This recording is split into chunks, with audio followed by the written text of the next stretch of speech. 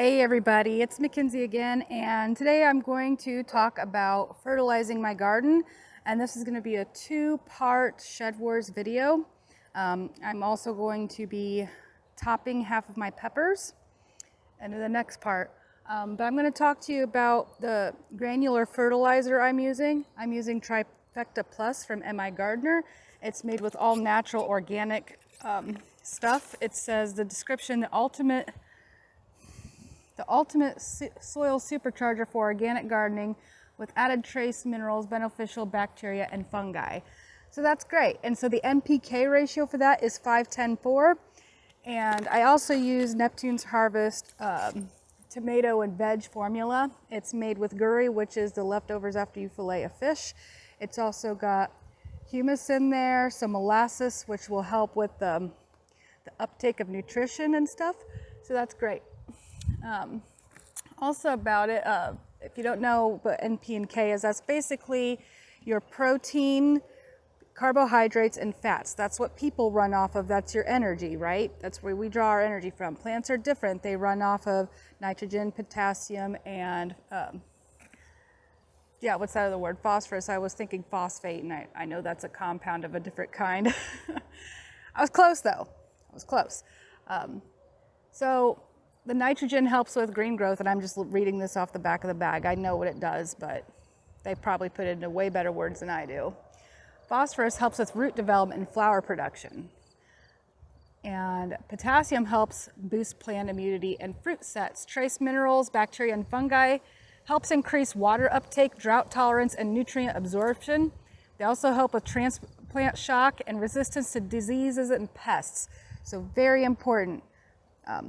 If you're organic gardening or not, it's super important to protect your plants against these kinds of things. So let's get into it. Amongst the purslane, I have okra popping up. It's hard to see. This purslane is crazy, and people are like, well, I want to buy seeds. Well, how about you come take some of mine? I promise it'll grow like a weed. Anyway, I got about 3 or 4 okra plants popping up, so I may not have to resow like I was thinking. We've been getting massive amounts of rain lately, and that's going to be great for my pea production to keep continuing.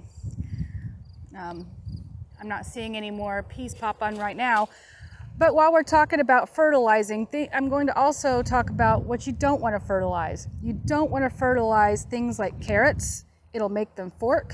Peas make their own nitrogen, and so do beans. We do not put fertilizer on them. I think it's okay to put it on while you're amending the soil, but do not put it on afterwards. So I'm going to wait on this because I have to deal with that purslane. Or maybe I will just go for it. Yeah, because I'm dangerous like that. So I'm just going to take a handful and chuck it around. Okra doesn't like too much fertilizer either, so I'm not going to drench it. I'm just here trying to help it out, help it grow. Onions and garlic and shallots, they all like super high nitrogen in order to get bigger bulbs. I do not have super high nitrogen fertilizers of any kind. That's kind of why I left the clover in the ground too. Clover is also used as a cover crop between growing years in some areas, in some gardens. And you see like weeds growing up in people's gardens or their plots, and you wonder what that is. I know my mom asked me, I said, Mom, that's a cover crop. So, yeah.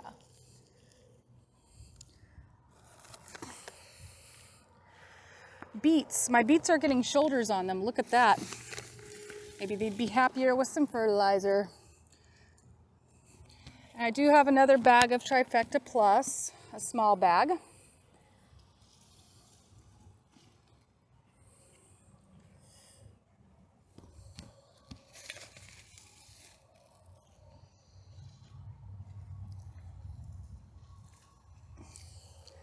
And I'm pretty sure y'all don't need to sit here and watch me sprinkle fertilizer along everything, but it's not raining today. It's supposed to rain tomorrow, and so I wanted to make sure I got this on. I'm gonna have to come in between times and get some of this weeding taken care of because it's just out of control. Yep. So, see you in a bit. So, yeah, I kind of had a war with the purslane, and it is gone. Some of it not for long because I didn't get all the roots out. That's all right. It's less purslane that was there. It'll give that okra a fair chance to grow. And I want to show you something else I thought was cool too.